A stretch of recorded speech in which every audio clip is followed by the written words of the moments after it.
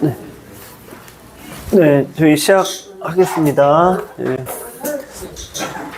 요즘에 또 이제 날씨가 좀 오락가락하고 그래갖고 좀 감기 걸리신 분도 있고 그러는데요. 건강 관리들 잘 하시기 바라고요. 네. 자, 우선은 오늘은 이 공격에 대한 강의를 이제 할 건데요. 이 공격은 원래 성공률 자체가 원래 낮습니다. 원래가. 그래서 이제 사자도 성공률이 30%가 채 안 된다 그러죠. 그러니까 그룹을 지어서 하는데도 30%가 안 되고요. 호랑이는 혼자 하잖아요. 호랑이도 더 낮다 그래요. 애들도 알고 보면 불쌍한 애들이죠. 근데 바둑에서는 더더욱 잡는 거는 뭐 더더욱 더 네, 성공률이, 왜냐면 우리는 단독으로 잡으러 가니까. 그러니까 그룹을 지어서 잡으러 가면은 성공률이 높아질 수 있는데요. 그냥 단독으로 잡으러 가면은 이게 성공률이 떨어진다 이거죠. 근데 이제 바둑에서 이 돌이 지금 미생마가 하나 떴습니다. 근데 이 미생마 하나 뜨면은 얘는 잡을 수가 없어요. 예. 그러니까 모든 이치가 육식동물보다 초식동물이 조금이라도 더 빠르다고 합니다. 단독으로 죽으라고 잡아봤자 얘네들은 안 죽는데요. 초식동물이 더 빨라서. 조금이라도 빠르대요. 어쨌든. 바둑도 마찬가지입니다. 공격하는 사람은 여기도 둬야 돼, 저기도 둬야 돼, 사방을 둬야 되니까 이게 못 잡아요. 못 쫓아가요. 예, 그래서 공격자가 단독으로는 안 되는데 공격자가 유리해지는 지점이 하나가 있습니다. 그게 어떤 지점? 양곤마가 되는 지점인데요. 지금 보시면 이제 백흑이 이 바둑은 이제 최정과 변상일 프로가 둔 바둑인데 최정이 흑번입니다. 근데 이제 바둑이 이쪽에서 좀 이제 나빠졌고 요돌이 이제 약해졌어요. 근데 여기서 이제 요런 모양인데 여기서 이제 백두 차례인데 우리 막 쫓아갈 것 같잖아요. 근데 단독으로는 안 죽는다 이겁니다. 그래서 이 변상일이 어떻게 두는지 보겠습니다. 일단 바둑이 백이 유리하다는 걸 전제로 하시고 일단 여기를 이제 항상 변에 일단 모른 척하고 벌려놔요. 흑은 원래 도망쳐야 되는데 불리한 쪽에서는 저거 도망쳐서 못 이긴 거 뻔히 알거든요. 최종조차도 별 수가 없는 겁니다. 그래서 여기가 이제 94수인데 이쪽 아래는 이제 한창 돋고요. 여기 두니까 바둑이 불리하니까 어쩔 수 없이 들어가요. 자, 공격을 잘하고 싶으시면요, 공간을 확보하셔야 돼요. 공간이 있어야지 상대가 탐나서 들어오잖아요. 그래서 귀구침은 공간이 좁죠? 그러니까 이거를 뺏으러 가기는 어렵잖아요. 근데 변을 차지하면 확 넓어지죠? 그러니까 들어올 수밖에 없는 거예요. 다만 거기에 따른 장단점도 물론 있습니다만. 그래서 모든 공격의 시작은 변의 벌림입니다. 상대가 들어왔고요. 자, 여기서 중앙으로 막는 게 있고 일단 변 쪽을 막는 게 있거든요. 자, 어느 쪽을 일단 먼저 막아야 되느냐. 제가 이제 중앙에 대한 얘기를 많이 드리죠.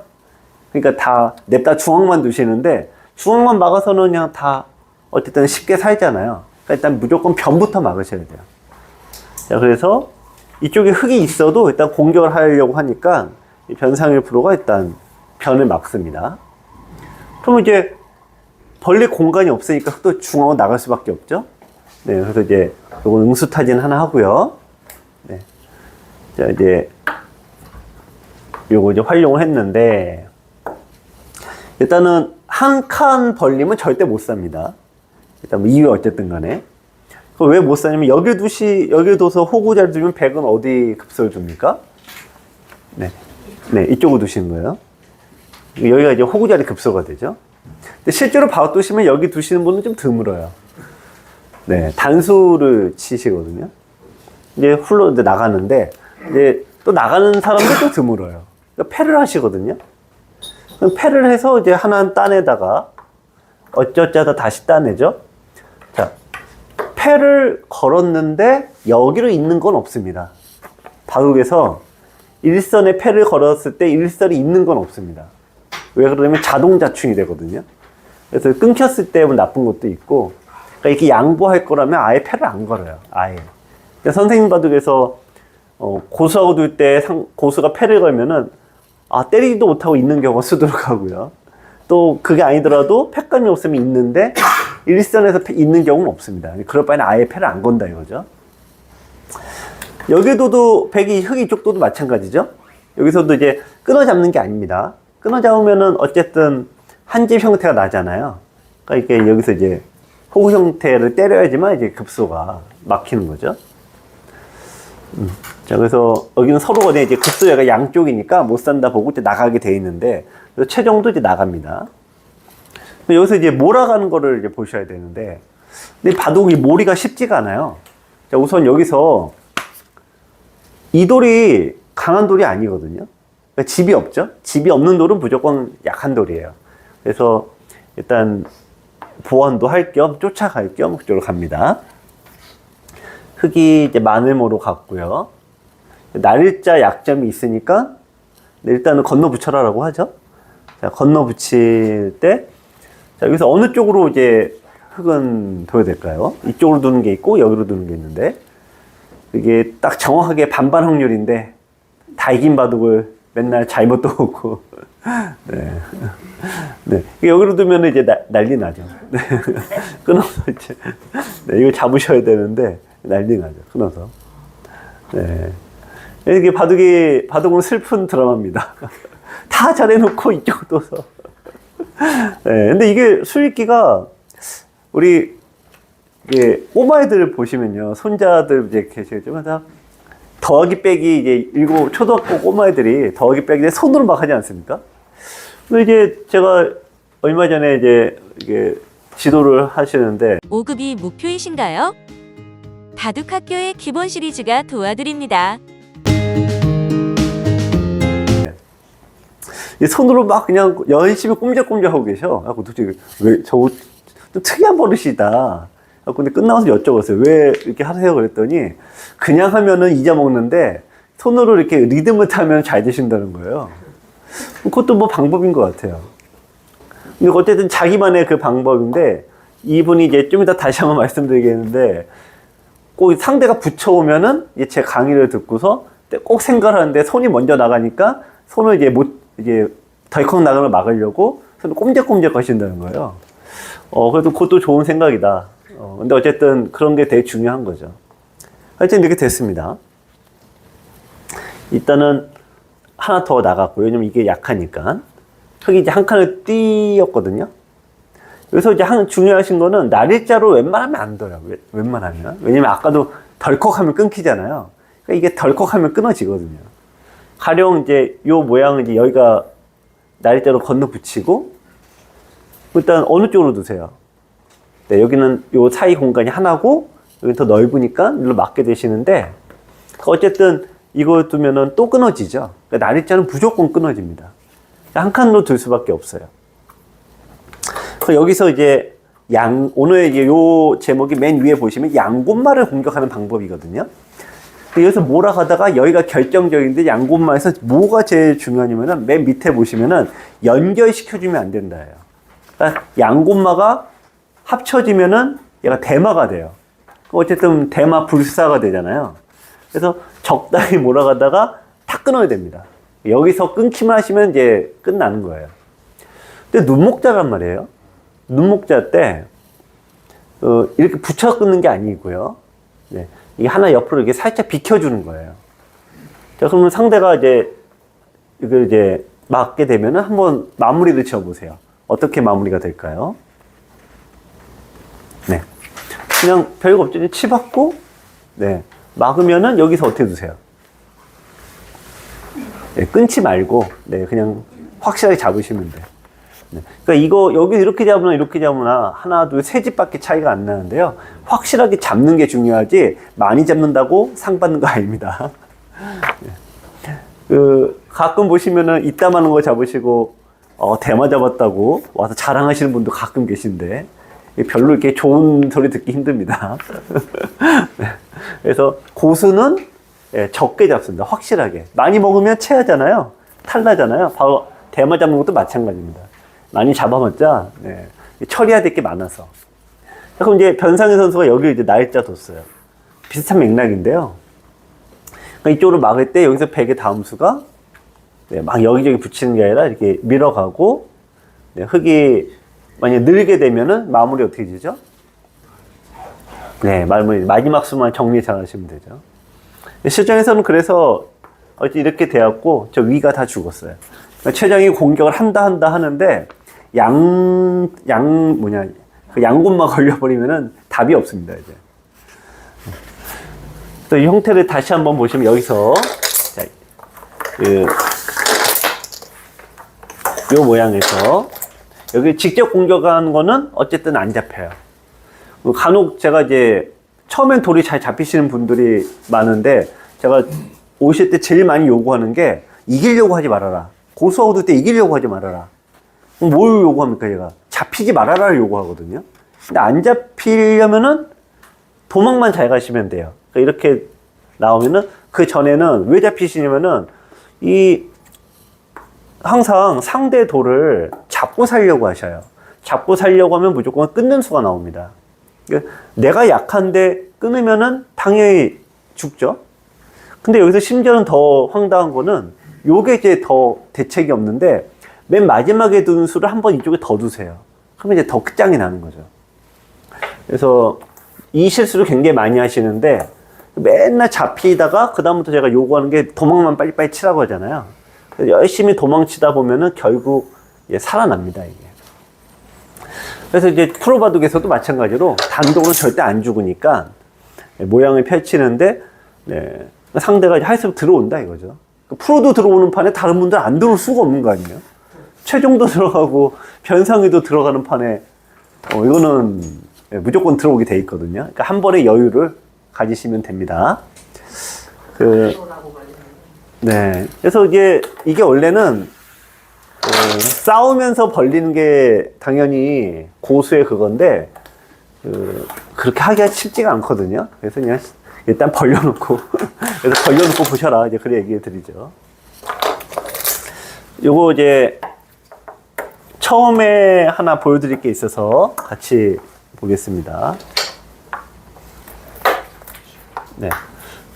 이 바둑이 이제 이렇게 이제 시작이 된 바둑이에요. 지금 바둑은 뭐 흙이 나쁠 수가 없는 바둑인데, 여기서 이제 변상일 프로가 이쪽으로 하나 쓱 들어갑니다. 이게 프로 바둑이 어려우면 여기에 있는데요. 여기서 흙은 자, 이쪽을 차렷하는 게 있고요. 네. 이쪽을 이제 중앙을 막는 게 있고, 이쪽을 다가서는 게 있습니다. 어느 쪽으로 두죠? 일단 시작이 네. 무조건 변부터입니다. 네. 제일 나쁜 게 이수가 제일 나쁜 거고요. 그러니까 뭐 이렇게 해서 제가 많이 이제 하는 게 이런 식으로 또 살아버리면은 맨날 중앙은 막아봤자 실속이 없는 거죠. 그래서 변을 차지하고 뛰어나가면은 자, 여기서가 이제 뛰어나간 돌을 씌우시는 거예요. 근데 여기서 이제 최종 바둑에서 이제 보시면은 이게 굉장히 많이 나오는 건데, 자, 한 칸을 씌우는 수가 있고요. 모든 공격을 한 칸 씌우는 걸로 시작을 합니다. 근데 여기서 이제 최정유 스타일은 이렇게 두는데요. 이 수의 목적은 뭘까요? 이 아래쪽이, 네. 여기서 이제 하나, 둘, 셋, 넷, 다섯, 6줄이잖아요. 그러니까 이제 6 곱하기 5니까 100은 살려고 나갈 때 자동으로 30줄이 만들어지는 거죠. 그래서 이제 100이 이걸 못 둬요. 이쪽으로 또 들어갑니다. 여기서 똑같은 얘기죠. 자, 여기 다가가는 것도 있고, 차렷하는 것도 있고, 중앙 씌우는 것도 있는데, 무조건, 네, 이쪽을 막아놓고 보셔야 돼요. 요거랑 헷갈리시는 경우가 있는데, 일단 이쪽부터입니다. 왜냐? 한 칸을 두면은 얘는 못 사는 궁도니까. 네. 자, 그럼 두 칸일 때는 어떻게 두나요? 두 칸일 때는 두 칸일 때는 이제 이렇게 이론적으로 두시는 수도 있지만 그래도 차라리 이쪽을 지켜요. 그래도 예. 두 칸도 이거는 사는 궁도 나옵니다만 그래도 고생을 많이 하거든요. 예, 그래서 일단은 뭐 좀 다양한 사례가 조금 있는데 그냥 변부터 지킨다. 이게 통일입니다. 근데 여기서 최정이 욕심을 냅니다. 차렷을 해야 되는데 여기 붙여요. 붙는 수가 나쁘다고.